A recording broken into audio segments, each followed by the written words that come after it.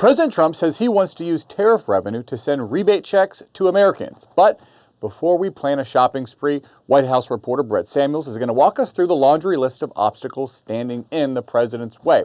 Hey, Brett, so not to be too much of a cynic, but let's start out. I want to ask you this. Is the point of this announcement to get people like us talking about it, generating headlines that the president wants to give out this rebate check, whether or not it can ever actually happen?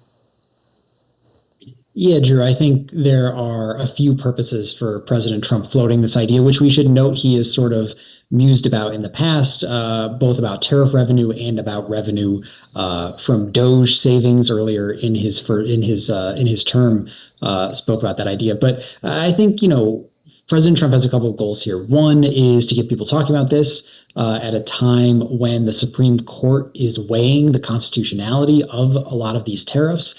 There's a possibility that the Supreme Court will rule that many of these tariffs that Trump has used under his emergency powers against other countries, that those will be struck down essentially. So I think part of the idea is that Trump talks about this. He gets people thinking that, this tariff revenue will be used to send a rebate check to them. And that sort of turns public opinion maybe in his favor at a time when the Supreme Court is weighing this case. The flip side of that is obviously we saw in the elections in Virginia, New Jersey, that affordability, cost of living was a big concern for a lot of voters. So this could be also sort of a strategy there for the White House and for Trump to talk about the possibility of these rebate checks at a time when people are concerned about not being able to afford basic goods and basic services.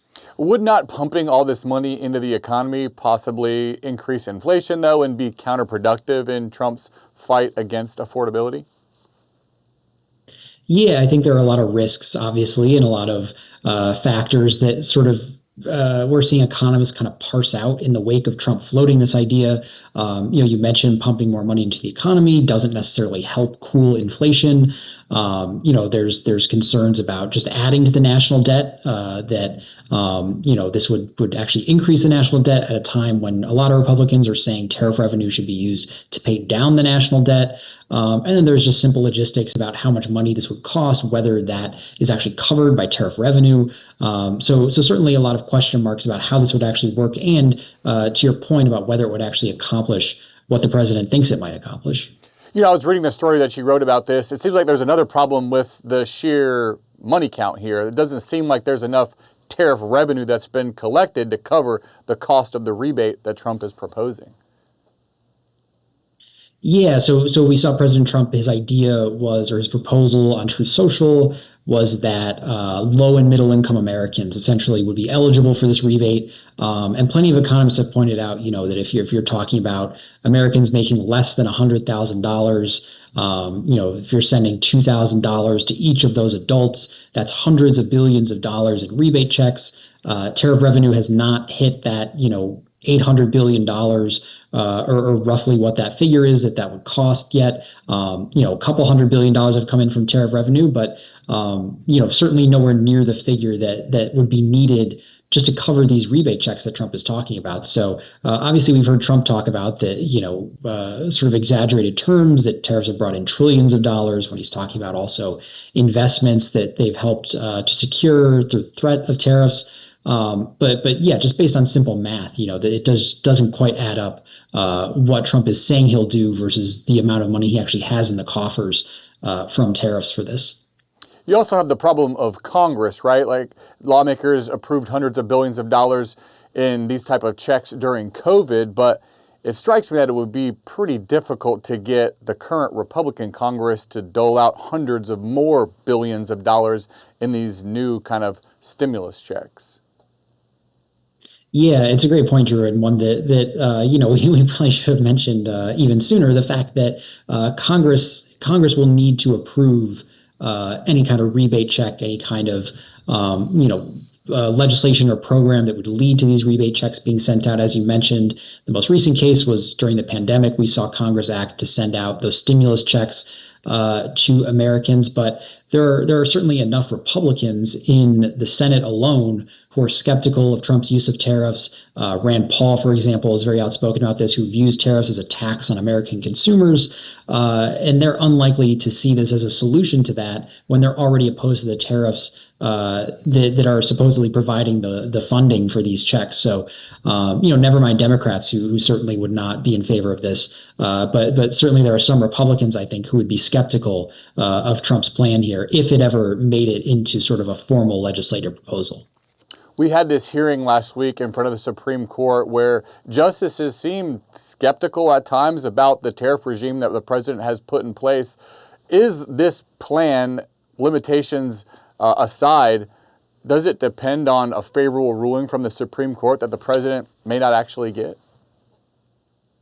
Yeah, it definitely does hinge on that Supreme Court ruling because we saw the Trump administration in those arguments before the Supreme Court acknowledge that if these tariffs, which have been imposed on dozens of countries using emergency powers, if these tariffs are struck down, the Trump administration acknowledged that they would have to essentially refund the revenue and find ways to kind of pay the tariff revenue back. So, there goes sort of the source of money for these proposed rebate checks. So, that is one issue. This rebate check issue has also raised another interesting point when it comes to the Supreme Court case, which is Trump is sort of talking about how they're going to use tariff revenue. The Trump administration told Supreme Court justices that any revenue raised from tariffs was incidental. They sort of framed it as more of a national security matter, a foreign policy matter, to sort of protect American interests. So a lot of moving parts here as this tariff case goes before the Supreme Court and as we await a decision. But certainly a lot is riding on that decision. Trump has spent a lot of time kind of working public opinion, saying it would be a disaster if the Supreme Court undercuts him here. So I think we'll all be kind of anxiously awaiting what the Supreme Court decides there, especially President Trump. There are also big questions about what to do with that money that's already been collected if the tariffs are deemed unconstitutional. I want to ask you about Treasury Secretary Scott Bessent. Over the weekend said the dividend could manifest in a lot of different forms in a lot of different ways. One of them would be to pay for tax cuts that were signed earlier this year, which does not seem anything like rebate checks that the president was talking about. Yeah, and I think, Drew, that gets at sort of the confusion or uncertainty here. The fact that Trump is floating this idea over the weekend and, administration officials don't exactly have a really clear picture of what he means or how exactly they would accomplish this, I think just kind of speaks to how the president maybe was floating this idea sort of on a whim or as an idea that he had for, sort of creating some goodwill around tariffs potentially. But, to your point, obviously, Treasury Secretary Bessent speaking about this, talking about how it could be used to pay for taxes that were already approved. I think that just circles back to this idea that a lot of Republicans would rather just see tariff revenue be used to pay down the national debt. That's sort of the simplest way that it could be used. I think it would appeal to a lot of Republicans who have, for years sounded the alarm about the national debt, even as it continues to rise under the Trump administration. So, I think Bessent's comments sort of hint at the fact that that may be the end game here, and that these rebate checks are logistically tough to do, legislatively tough to do,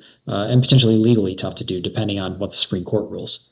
And we've kind of seen this debate before when it came to the Department of Government efficiency savings. There was talk that some of the savings could possibly go to paying down the national debt. Then there was also talk possibly paying back Americans. In the end, there wasn't that much savings and nobody got checks. Yeah, sort of a lose-lose situation in that sense. But we have heard President Trump talk about this before, the Doge dividend, as Elon Musk and some others termed it.